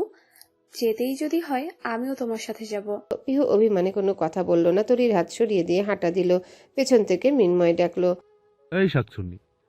পিহুর ভেতরটা যেন কেমন করে উঠল। পিহু তাকালো না পেছনে, ও শুধু কান্না পাচ্ছে। মৃন্ময় আবার ডাকলো। পিহু দাঁড়ালো না, সে দৌড়ে পালাবে এমন একটা অবস্থা। মৃন্ময় দ্রুত পা ফেলে গিয়ে পিহুর হাত চেপে ধরল। হসপিটাল ভর্তি মানুষের সামনে পিহুকে জড়িয়ে ধরে কেঁদে উঠল। সে কি ভয়ানক কান্না! দেখে মনে হচ্ছে কোনো মানুষ মারা গিয়েছে বা কোনো শোকের ছায়া পড়েছে। মৃন্ময়ের কান্না দেখে পিহুও নিজেকে সামলাতে পারল না। পিহু হাউমাউ করে কেঁদে দিল। সে কান্না দেখে তরি হাসছে। ওদের কান্না তরির মুখে হাসি ফুটালো। কিছু মানুষ হয়তো অবাক হচ্ছে তরির হাসি দেখে, কিন্তু তরি জানে এই কান্নায় ওদের শেষ কান্না। এই কান্নার অবসান ঘটিয়ে ওদের ভাই বোনের মহামিলন ঘটবে। পিহু ভাইয়ের সাথে মিলে যেতে পারবে। আধা ঘন্টা কেটে গেল, দুজনের আবেগঘন মুহূর্ত শেষ হচ্ছে না। মৃন্ময় পিহুকে বলল, চল পিহু, বাড়ি ফিরে চল। তোকে দেখলে হয়তো বাবা সুস্থ হয়ে যাবে। মা তোর জন্য রোজ কাঁদে। পিহু তীব্র অভিমান নিয়ে বলল, তুমি কি কখনো কেঁদেছিলে আমার জন্য? প্রশ্নটা মৃন্ময়ের বুক ফালাফালা করে ফেললো। মৃন্ময় আবারও চোখের পানি ফেলে বলল, তুই কি তোর ভাইকে চিনিস? যদি চিনে থাকিস তাহলে হয়তো প্রশ্নটা করতি না যে আমি তোর জন্য কেঁদেছি কিনা। কিন্তু তুই তুই কজ তোর এই অধম ভাইয়ের জন্য কখনো কেঁদেছিস? পিহু অভিমানে মুখ ফেরালো অন্যদিকে, মুখ ফিরিয়ে বলল, আমি তোমার জন্য হয়তো অতটা কাঁদিনি যতটা অন্য কেউ কেঁদেছে। কে? দীপ। দীপ তোমার জন্য কেঁদেছে। কেঁদেছে কি, এমনকি আজও কাঁদে। কারণ সেদিন তুমি দীপকে ভুল বুঝেছিলে। দীপ না তোমার বন্ধু হয়? একটাবার ওকে বিশ্বাস করা উচিত ছিল তোমার। ওর কথা তোমার শোনা উচিত ছিল। আমার মনে দ্বীপের জায়গা কি আর অন্য আচ্ছা, আমার মনে দ্বীপের জায়গা কি আর ওর জন্য কেমন কষ্ট হয় সেটা আমি ছাড়া কেউ জানে না। তুই এখন বাড়ি ফিরে চল। দ্বীপ আর আমার মনের দূরত্ব হয়নি। একবার কথা বললেই আমাদের মাঝের সব মিটে যাবে। না ভাইয়া, আমি কখনো সেখানে যাব না যেখানে আমার স্বামীর সম্মান নেই। আমি নিজ হাতে দীপের জীবন নষ্ট করেছি, সবার কাছে খারাপ করেছি, সবার চোখে ভিলেন বানিয়ে দিয়েছি। শোনো ভাইয়া, দীপ ভাইয়া আমাকে কোনোদিন প্রপোজ করেন। বাড়িতে আসতো, যেতই আর কি করতো, কিন্তু কোনোদিন আমাকে কিছু বলেনি, ইঙ্গিতপূর্ণ কোনো কথা বলেনি। দীপ যখন আমাদের বাড়িতে আসতো, আমি ওকে দেখে প্রেমে পড়েছিলাম, পছন্দ করতাম। আমার ওকে ভালো লাগতো, ভালোবাসতাম। আমি ফেসবুকে ফেক আইডি খুলে ওর সাথে কথা বলতাম, এমন ভাবে কথা বলতাম বিশ্বাস করে নিয়েছিল আমি একজন মানুষ। আমার আইডি রিয়েল আইডি। আমি মাঝে মাঝে খুব চিকন স্বরে ভয়েস পাঠাতাম, ভয়েস মেসেজ পাঠাতাম, ফোনে কথা বলতাম, কণ্ঠস্বর কিছুটা চেঞ্জ করে নিতাম। কোনোদিন ধরতে পারিনি আমি বিহু। একটা পাকিস্তানি ড্রামার নায়িকার পিকচার পাঠাতাম, ও ধরিয়ে নিয়েছিল ওই মেয়ে রিয়েল। আমি দীপের সাথে বেইমানি করেছি, আমি দীপকে ঠকিয়েছি। একটা সময় বলবো ভেবেছিলাম যে মেয়েটার সাথে ও কথা বলে সেই মেয়ে আমি। এর মাঝে হুট করে বাবা আমার বিয়ে ঠিক করে ফেললো। বাবা হুট করে ডিসিশন নিল তোমার আর তোরই ভাবিরও রিসেপশন একই দিনে করবে। কিন্তু আমি আমি দীপকে এত ভালোবাসতাম যে ওর ভালোবাসার জন্য আমি উন্মাদ হয়ে গিয়েছিলাম। আমার মাথা কাজ করছিল না, ফিউচারে কি হবে না হবে কিছু ভাবিনি। আমি দীপের সাথে 2 বছর ধরে ফোনে কথা বলতে বলতে, চ্যাটিং করতে করতে পাগল হয়ে গিয়েছিলাম। আমার কাছে তখন পরিবার, বাবা মা কোনো কিছুর কোনোই গুরুত্ব ছিল না। মনে হচ্ছিল আমার দীপকে লাগবে, আমি দীপকেই চাই। কারণ দীপের ভালোবাসাতে আমি বুঝেছিলাম আমার রাজপ্রাসাদের প্রয়োজন নেই। তাই আমি সেই ফেক আইডি দিয়ে আমার বিয়ের দিন দীপকে মেসেজ পাঠাই যে আমি তোমার সাথে দেখা করতে চাই। ও আমার সাথে দেখা করার জন্য একটি রেস্টুরেন্টে গিয়ে বসে। সেই জন্য আমার বিয়ের অনুষ্ঠানে আসতে পারেনি। কারণ দীপ ওই চ্যাটিং করা মেয়েটি, ফোনে কথা বলা মেয়েটিকে ভীষণ ভালোবেসে ফেলেছিল। তখন আমি পার্লার থেকে দীপের কাছে চলে যাই। ওকে রেস্টুরেন্টে দেখে জড়িয়ে ধরে হাউমাউ করে কেঁদে ফেলি। মুহূর্তের মাঝে মানুষ জড়ো হয়। পরিবেশ এমন যে দীপ যদি বলে সে আমাকে ডাকেনি, তাহলে চারিদিকে লোকজন ভিডিও করবে, নিউজ করবে। মেয়ে হয়ে একটি ছেলেকে গিয়ে জড়িয়ে ধরেছে, অথচ দীপ কিছুই জানে না। দীপ আমার সম্মান বাঁচাতে সবার সামনে বলে যে ও আমাকে ভালোবাসে, অপেক্ষা করছিল আমার জন্য। আমার বিয়ে ঠিক হয়ে গিয়েছে বলে আমি পালিয়ে এসেছি। ওখানে লোকজন আমাদের সব কথা বিশ্বাস করে নেয়, মেনে নিয়ে বলে ঠিক আছে তাহলে এখনই তোমাদের বিয়ে করতে হবে। দীপ তখন ওখানকার মানুষের কাছে বলেছে আমরা বাসায় গিয়ে বিয়ে করবো, কিন্তু সেটা হয়নি। পাবলিকের চাপে বিয়ে করতে বাধ্য হয়। তারপর দীপ আমাকে নিয়ে তোমাদের বাড়ি আসে আমাকে ফিরিয়ে দিতে। আমার সাথে সংসার করতেও চায়নি। বাড়ি আসার পরে তো তোমরা কেউই ওর কথা শোনোনি, ও কি বলতে চেয়েছে শোনার চেষ্টাও করোনি। দীপ ভীষণ কষ্ট পেয়েছিল যখন তুমি বারবার বলেছিলে বন্ধু নামের কলঙ্ক তুই। আমার কোনো বন্ধু নেই, তুই বেইমানি করছিস আমার সাথে। তুই বিয়ের দিন আমার বোনকে পালিয়ে নিয়ে গিয়েছিস। আজ থেকে তুই আমার কিছু না। আমি তখন সব জেনেও চুপ ছিলাম, কিন্তু আমি স্বার্থপর হয়ে গিয়েছিলাম। আমার কাছে তোমাদের বন্ধুত্বের গুরুত্ব থেকে আমার ভালোবাসার গুরুত্বটা অনেক বেশি ছিল। আমি দীপের হাত ধরে চলে গিয়েছিলাম ঠিকই, কিন্তু কখনো সুখী হতে পারিনি। দীপ কখনো খারাপ ব্যবহার করেনি আমার সাথে, কিন্তু আমাকে কখনো ভালোবাসেনি। ও জানে তোমাদের বন্ধুত্বে আমি খলনায়িকা। আমার জন্য ভালোবাসার মানুষকে হারিয়েছে, ওর বন্ধু হারিয়েছে, একাকিত্বে ভোগেও। কতটা অসুখে কতটা কষ্টে আছে 2 বছর, সেটা তোমাকে বোঝাতে পারবো না ভাইয়া। এসব কারণে আমিও একটা সেকেন্ড সুখ পাইনি। দীপের অবহেলা আমাকে দিনে দিনে একটু একটু করে মেরে ফেলেছে। আমি তো চেয়েছিলাম একজন কেয়ারিং লয়াল হাজবেন্ড, যেমনটা প্রেমিক হিসেবে দীপ স্বামী হিসেবে ওকেই সেভাবে চেয়েছে, কিন্তু সেভাবে ওকে পাইনি। অনেকবার বোঝাতে চেয়েছি যে এটা আমি, সেই ফেক আইডি নেই, কিন্তু বলতে পারিনি। পরে আর চেষ্টাও করিনি, কারণ আমি জানি আমি ওর ভালোবাসা পাওয়ার জন্য মিথ্যা বলেছি, তাই ও আমাকে বিশ্বাস করবে না। আমি দেখতাম রেগুলার দীপ যে সেই নাম্বারে মেসেজ পাঠাতো, দিনের পর দিন সেই নাম্বারটাতে মেসেজ করে যায়, কিন্তু সে আইডিটা ওকে আর রেসপন্স করে না। এসব দেখে খারাপ লাগতো। সুখী জীবন থেকে উঠে গিয়েছে, এমন না যে ও আমার সাথে খুব খারাপ আচরণ করেছে, ও নর্মাল কথাবার্তা বলেছে, কিন্তু সেই হাসি খুশি দীপ যে অনেক মজা করতো, সেই দুষ্টুমিটা ওর মাঝে আর নেই, যেটা আমাকে অনেক যন্ত্রণা দিচ্ছে। এতদিন ওর সাথে ছিলাম, কিন্তু স্বামী স্ত্রীর মতন ছিলাম না। একটা ঘটনার জন্য অনাকাঙ্ক্ষিত ভাবে আমার পেটে বাচ্চা আসে। ভাবে শ্বশুর বাড়ি থেকে জানি জেনেছে যে দীপের ইচ্ছায় দীপ আমাকে বিয়ে করেনি, বরং আমার কারণেই দীপ বিয়ে করতে বাধ্য হয়েছে। দীপের মধ্যবিত্ত পরিবার, তখন ভরসা একমাত্র দীপ। ও লেখাপড়া শেষ করবে, চাকরি করবে, ওর পরিবারের পাশে দাঁড়াবে, কিন্তু তার আগে বিয়ে করে ওদের পরিবারের স্বপ্ন ভেঙে যায়। বেকার অবস্থায় দীপের বিয়েতে কেউ রাজি ছিল না। ওর বাবা মায়ের ইচ্ছা ছিল চাকরি করবে, তারপর বিয়ে করবে। তখন ওর মামার কোম্পানিটা একটা ভালো স্যালারির জবের কথা হচ্ছিল। এর মাঝেও আমাকে বিয়ে করে নিয়ে যায়। মধ্যবিত্ত পরিবারে কিছুটা অভাব তো থাকেই। হুট করে ছেলের এইভাবে বিয়ে মেনে নিতে পারেনি। তারপর ওর মামা বিয়ের জন্য চাকরিটাও দেননি, শর্ত দিয়েছিল আমাকে ছেড়ে দিলে চাকরিটা দেবেন। অদ্ভুত ব্যাপার, দীপ আমাকে ভালোবাসেনি, তবে চাকরির লোভে আমাকে ছেড়েও দেয়নি। এটা নিয়ে দীপের মা আরো রেগে যায়। ফলে দীপের মা সব সময় আমার সাথে খারাপ ব্যবহার করেছে। আমি অনেক কষ্ট পেয়েছি, কিন্তু দীপকে কখনো বলিনি। কি ভয়ানক কষ্ট আমার উপর দিয়ে গিয়েছে সেটা আমি ছাড়া কেউ জানে না। আমার কাছে না কোনো কষ্টই আর কষ্ট মনে হতো না যদি দীপের ভালোবাসা পেতাম। ও ভালো তো বাসেনি, আবার খারাপ আচরণও করেনি। খুব বড় অভিযোগ, ও তুলতেই পারি না, বলতে তো পারবো না অত্যাচার করেছে, বরং আমাকে ওর সামনে কেউ কিছু বলতে সাহস পায়নি। একজন স্বামী সব দায়িত্ব পালন করলো, অথচ 4 দেওয়ালের মাঝে আমি একা জানতাম দীপ আমাকে ভালোবাসেনি। ভালো না বাসার ফসল আমি কেন এই দুনিয়াতে আনবো?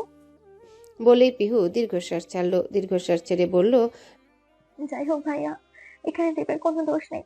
ওর মনে একটা চাপা কষ্ট ছিল।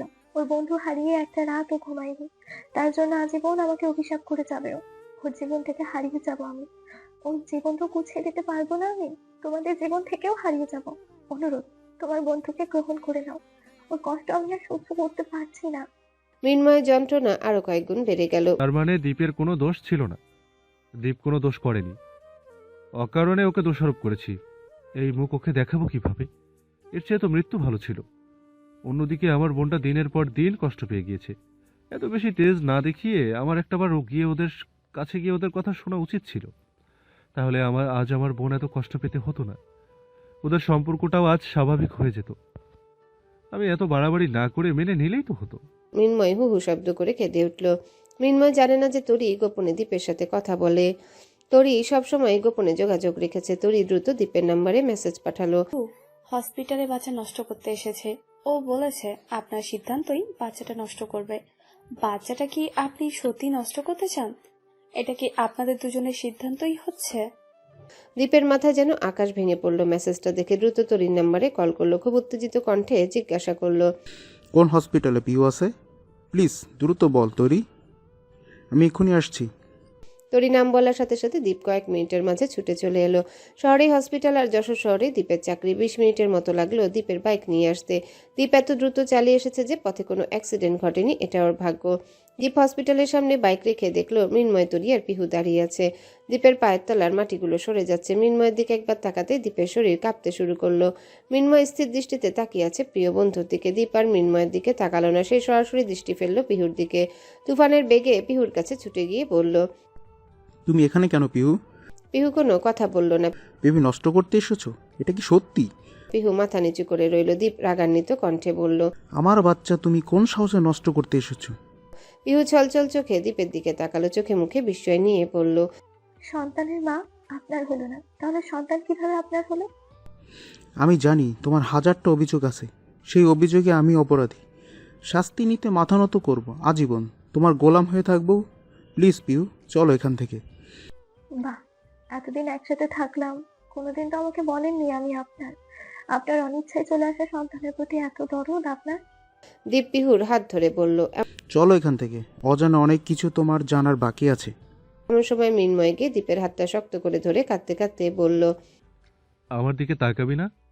আমার সাথে কথাও বলবি না?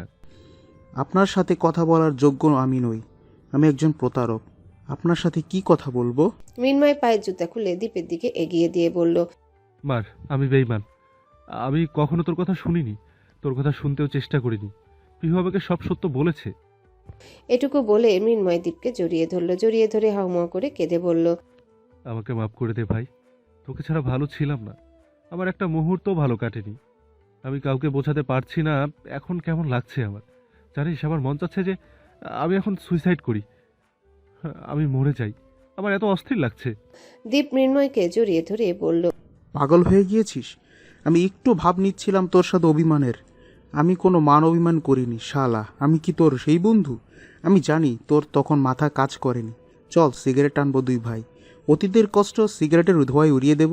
ওদের দেখে তন্ময় আর সারা সবচেয়ে বেশি খুশি হবে।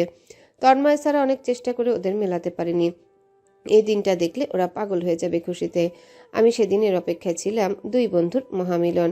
পিহু বলল, আপনাদের দুই বন্ধুর মিলন ঘটেছে, এখন আমি আসি? এখানে যাবে যাও, আমার বউ বাচ্চার যেন কিছু না হয়। বউ বলে মেনেছেন কোনোদিন? বিয়ের 6 মাস পর থেকেই মেনেছি। আপনি তো ভালোবাসেন ফেসবুকের রং নম্বরের সুন্দরী একটা মেয়েকে। আমার ওটা এখন মনেও নেই, আমার জীবন ওটা সিরিয়াস কিছু ছিল না। আমার লাইফে এখন তুমি আছো, আর তুমি আমার সিরিয়াস চ্যাপ্টার। অতীতের কিছুই এখন আর আমার জীবনে অবশিষ্ট নেই। আমার জীবনে এক মাত্র সত্য তুমি। পিহু মাথা নিচু করে রইল। দীপ বলল, আমি জানি আম্মু তোমার সাথে অনেক অন্যায় করেছে, চাচির কাছ থেকে আজ শুনে এসেছি। কেন কখনো বলনি পিহু? বললে কবেই আলাদা হয়ে যেতাম তোমাকে নিয়ে। রাগ অভিমান তোমার প্রতি ছিল, কিন্তু ভালোবাসা একটু একটু তৈরি হচ্ছিল। সেজন্য আমি কখনোই তোমাকে কষ্ট দিইনি, আর তোমাকে অন্য কেউ কষ্ট দিবে কখনো মেনে নিতে পারতাম না সেটা। একজন মায়ের থেকে তার সন্তানকে আলাদা করার মতন শিক্ষা আমি পাইনি। আমি কি এখন বোম ব্লাস্ট করব? আবার জিগায়, দেরি করছো কেন? সেই রং নাম্বারে হারিয়ে যাওয়া নায়িকা আমাদের পিহু। দীপের চোখ দুটো বড় বড় হয়ে গেল। তরি বলল, বিশ্বাস না হলে ওর কাছে শুনে দেখুন, ওর ফোন চেক করে দেখুন, ওর ফোনে সেই আইডি এখনো আছে। দীপ বিস্মিত চোখে তাকিয়ে প্রশ্ন করল, সত্যি তোমার ছিল? এইটা আগে বললি তো হতো, তাহলে তো আমি এসব বন্ধু টন্ধু দিন দুনিয়া এত কষ্ট আর মনে রাখতাম না। তার মানে আপনি আইডিকেই ভালোবাসেন, আমাকে না? মেয়ে মানুষ চেতানো অনেক সোজা। মেয়েটা যদি অন্য কেউ হতো, সে যদি আজ সামনে বলতো সে ভালোবাসে আমাকে, আমি তাও রিজেক্ট করতাম, ফিরেও তাকাতাম না। আর আমি আমার পিহুকে ভালোবাসি। পিহুকে আমি প্রতিদিন রোজ একটু একটু করে দেখতে দেখতে অভ্যস্ত হয়ে গিয়েছি। মোটামুটি বন্ধুত্ব ভালোবাসার একটা মহামিলন ঘটে গেল। চল, একটা সারপ্রাইজ আছে। রোশন স্যার আর তন্ময়ের সামনে নিয়ে যাবো তোকে। আমার সাথে তোদের দুজনকে দেখলে ওরা ভীষণ অবাক হবে। চলো একসাথে, অনেক দিন আড্ডা হয় না। আজকের দিন বিশ্ব আড্ডা দিবস। ছোয়াপুকে মিস করছি খুব। কবে যে মিরাকেলের মতো আপুর সাথে তন্ময় ভাইয়ের মিল হয়ে যাবে। হঠাৎ যদি এমন হতো আমরা জানতে পারলাম ছোয়াপুর কোনো দোষ ছিল না। কখনোই ভুলিনি, কষ্ট হয়, অনেক কষ্ট হয়। আপনারা সবাই কি ভুলে গিয়েছেন ছোয়াপুকে? কিন্তু তন্ময় যে কষ্ট পেয়েছে ওর জন্য, সে কষ্ট এসব কষ্টের কাছে কিছু না। জানি না কেন ছোঁয়া এমন করলো। সব সময় রেস্টুরেন্টে খেতে গেলে আমাদের রেস্টুরেন্টের বিল দিয়েছে ছোঁয়া, সিগারেটের টাকা দিয়েছে, ও টাকা দিয়েছে ট্যুরের, আবার ওর গাড়িও দিয়েছে। আমরা ঘুরেছি, সব ঈদে বন্ধুদের গিফট দিয়েছি। এত কিছু করেও এই বাজেভাবে বেইমানিটা কেন করলো? তরি, তুমি এখনো ছোঁয়াকে মনে রেখেছো? তন্ময় ভাই ভুলে গেছে। পৃথিবীর সবাই ভুললেও উনি ভুলবেন না। 5 বছরে একটা বার ছোঁয়ার নাম বলেনি। তাতে কি, মনের গভীরে ছোঁয়াপু আছে। বাংলাদেশের 64 জেলায় রোশন সিদ্দিক আর তন্ময়ের কোচিং সেন্টার। এখন রোশন সিদ্দিকি একা সব সামলাতে পারছিলেন না, নিজের সাথে তন্ময়কেও নিয়ে নেন। এখন দুজন মিলে একই সাথে কোচিংয়ে কাজ করেন। আজ যশোর জেলায় অনেক বড় একটা কোচিং উদ্বোধন করবেন, 7 তলা একটা বিল্ডিং। অফিস রুমে বসে আছেন রোশন সিদ্দিকি, অপেক্ষা করছে তন্ময়ের। এরই মাঝে হন্তদন্তে সারা প্রবেশ করলো অফিস কক্ষে, ঢুকে দরজা লাগিয়ে দিল। রোশন সিদ্দিকি দরজা লাগানোর কারণ বুঝলেন না। কিছু বুঝে ওঠার আগে সারা নিজের শাড়ি খুলে ফেলল। রোশন সিদ্দিকি তার চোখের খয়েরি ফ্রেমের চশমা খুলে কপাল টান টান করে বলল, এনি প্রবলেম? সারা ঘুরে দাঁড়ালো। রোশন সিদ্দিকির কণ্ঠে যেন জাদু থাকে। সেই জাদুতে মাতোয়ারা হয়ে সারা এক পা দুপা করে এগিয়ে গেল। রোশন সিদ্দিকি সারার উদ্দেশ্য বুঝতে পারছেন না, প্রশ্ন করলেন, কি হয়েছে তোমার? সারা এগিয়ে গিয়ে রোশন সিদ্দিকির গলা জড়িয়ে ধরে বলল, খুব অসুখ sir, need a treatment. Roshan Siddiqui সারার কপালে হাত রেখে বললেন, কইজন নাই তো? সারা আদুরে গলায় বলল। রোশন সিদ্দিকি মৃদু হেসে জানালেন, ভালোবাসার অসুখ কি ভালোবাসা ছাড়া নিরাময় হয় স্যার? রোশন সিদ্দিকি মৃদু হেসে জানালেন, প্রোগ্রাম শেষ করে বাসায় যাই। আজ কোনো বাধা দিতে পারবে না কোনো কিছুতেই। এমন রূপে এসে আমাকে খুন করে দিয়েছো, এখন প্রোগ্রাম ক্যান্সেল করে দিয়ে রোমান্স করতে ইচ্ছে করছে। রোশন সিদ্দিকিকে সারা শক্ত করে জড়িয়ে ধরে বলল, শাড়ি খুলে গেলে আমার কি দোষ? আমি তো আপনাকে খুন করতে আসিনি, শাড়ি ঠিক করতে এসেছি। রোশন সিদ্দিকি ফিসফিস করে বলল, প্লিজ প্লিজ শাড়ি ঠিক করো আর আমাকে ছাড়ো, নইলে মা নিজ সব আমার যাবে, অনর্থ ঘটে যাবে। অলরেডি এলোমেলো হয়ে গেছি সব অনুভূতি। হ্যালো বন্ধুরা, পরবর্তী পার্ট খুব তাড়াতাড়ি আসবে, তো সবাই অপেক্ষায় থাকো। আর চ্যানেলটি যারা এখনো সাবস্ক্রাইব করোনি তারা পরবর্তী পার্ট দেখার জন্য চ্যানেলটি সাবস্ক্রাইব করে রেখো। ধন্যবাদ সবাইকে, আমাদের সাথেই থেকো।